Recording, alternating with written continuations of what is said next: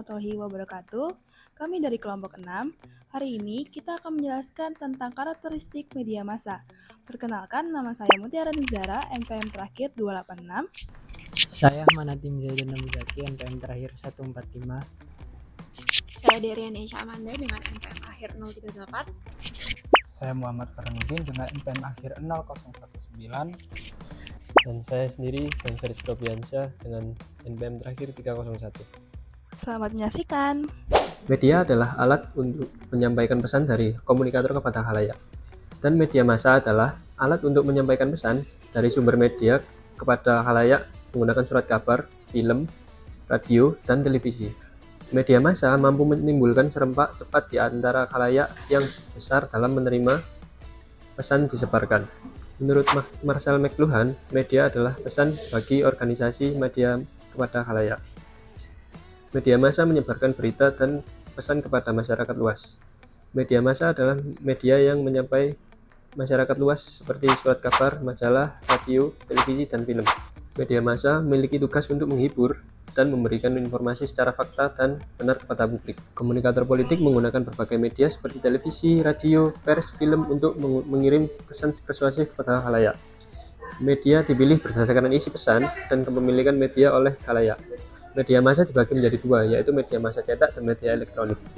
Media massa memiliki sejumlah karakteristik yang membedakannya dari bentuk komunikasi lainnya. 5 diantaranya adalah perioditas, publisitas, universalitas, aktualitas, dan objektivitas. Yang pertama, perioditas. Perioditas merujuk pada frekuensi penerbitan atau penayangan media massa. Dengan kata lain, seberapa sering sebuah pers diterbitkan atau disiarkan. Misalnya, setiap hari, 2 minggu sekali, atau sebulan sekali. Hal ini bertujuan untuk memastikan bahwa informasi yang disampaikan selalu relevan dan up to date. Yang kedua, publisitas. Publisitas berarti pers ditujukan kepada khalayak umum yang bersifat sangat heterogen. Heterogen yang dimaksud dapat dipetakan menjadi dua bagian, yakni geografis dan psikografis. Karena segmentasi tersebut, pers harus bisa mengemas pesan yang akan disampaikan dengan kaidah bahasa jurnalistik secara tepat. Yang ketiga, universalitas. Universalitas mengacu pada jangkauan luas pers. Pesan yang disampaikan oleh pers dapat menjangkau banyak dan sangat luas dan beragam, baik dalam skala lokal, nasional, maupun internasional. Dalam konteksnya, sajian pers mencakup 3 kelompok besar, yaitu kelompok berita, opini, dan juga iklan. Selanjutnya adalah aktualitas. Adalah unsur penting dalam sebuah pemberitaan, di mana informasi yang disampaikan adalah informasi yang baru, relevan, dan sedang menjadi perhatian oleh publik. Secara garis besar, aktualitas dibagi menjadi 3 dimensi. Yang pertama, aktualitas kalender, yang merujuk pada peristiwa yang sudah direncanakan sebelumnya, seperti acara-acara resmi, perayaan hari besar, atau agenda kegiatan organisasi lainnya. Kemudian adalah aktualisasi waktu, berkaitan dengan peristiwa yang baru saja terjadi atau akan segera terjadi.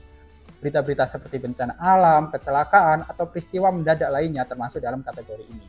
Kemudian ketiga adalah aktualisasi masalah, mengacu pada topik atau isu yang sedang menjadi perhatian publik karena sifatnya yang baru, penting, dan berdampak luas. Contohnya seperti isu-isu sosial, isu-isu politik, dan isu-isu ekonomi yang sedang diperbincangkan oleh masyarakat.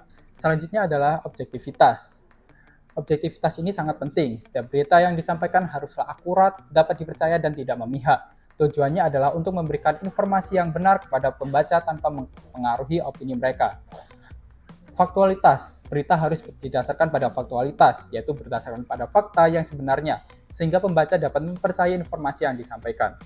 Karakteristik media massa antara lain, yang pertama, organisasi formal yang sangat kompleks. 2. Organisasi massa diarahkan dan ditujukan kepada khalayak yang luas. 3. Media massa bersifat umum dan isi media massa terbuka bagi siapapun. Kemudian yang keempat, media massa membangun kontak secara simultan dengan sejumlah besar orang yang hidup dalam jarak atau satu sama lain.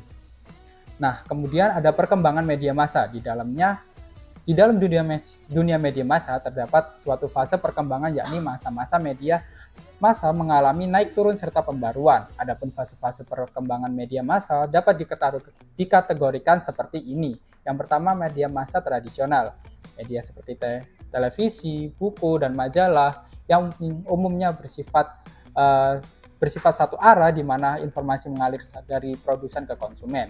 Kemudian media massa baru, media massa sosial dan internet yang memungkinkan komunikasi dua arah, di mana pengguna tidak hanya sebagai konsumen, tetapi juga sebagai produsen.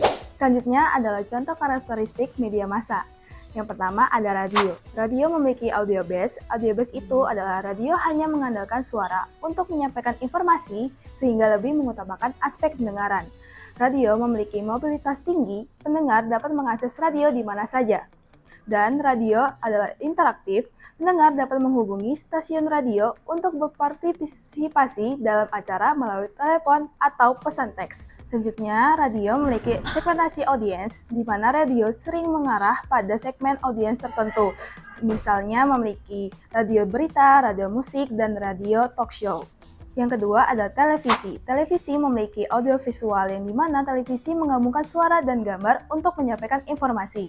Selanjutnya, televisi adalah visual dominan. Karena mengandalkan gambar, televisi sangat efektif dalam menyampaikan berita dan informasi. Dan selanjutnya televisi penyebarannya itu sangat luas. Dan terakhir, televisi memiliki konsumen yang pasif. Biasanya audiens televisi lebih pasif dibandingkan media lainnya.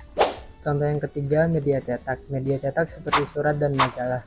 Media cetak mengandalkan teks dan gambar statis untuk menyampaikan informasi. Selain itu, media cetak memiliki keunggulan karena bisa dijadikan referensi yang permanen dan tidak bergantung pada koneksi internet atau perangkat tertentu. Yang keempat, media online. Media online seperti website dan sosial media.